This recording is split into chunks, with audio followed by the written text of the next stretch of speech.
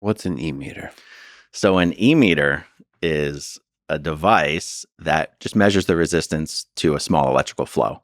Except Scientologists believe that this e-meter can be used to simply direct the progress of an auditing session, to determine whether the auditing has reached a good, satisfactory conclusion.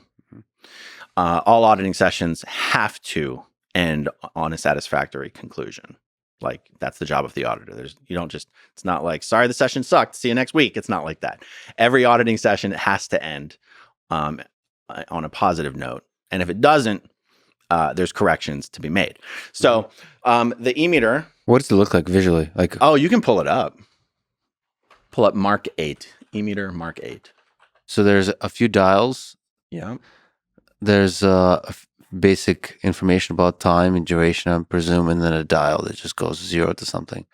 Okay, so let's say that the meter's in front of me and you're the one holding the cans.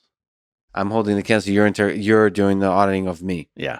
Okay. I'm holding the cans. No, literally in the beginning of an auditing session, when you're calibrating the sensitivity of the e-meter, you do a can squeeze. So I go, squeeze the cans, please. Okay. So I'm just like squeezing the cans. And I'm just changing the sensitivity, because when you squeeze the cans, I want to get about a 1/3 of a dial drop on the needle. The idea is you don't want, if the needle's too sensitive, then every time you shift around in your chair, the needle's going to bounce all over the place. So you're trying to set the sensitivity of this thing.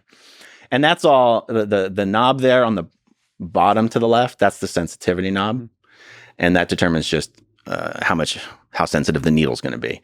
And the bigger dial is called the tone arm, and that is changing, I want to say voltage or current, but I'm not intending, I'm going to get one of those words is wrong, right? But it is a real device. It's a real device that you can actually calibrate to probably, get an outcome that you want. Yeah. So here's even how a Scientology auditor believes it works.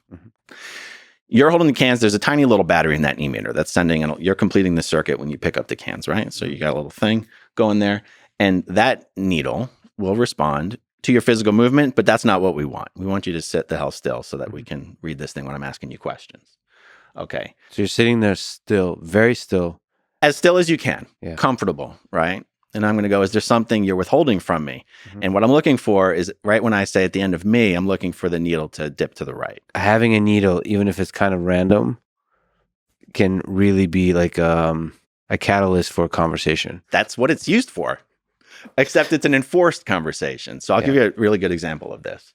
So you're holding the cans. Say, is there anything you're withholding from me? And I get an instant read. And I go, is there anything you're withholding from me?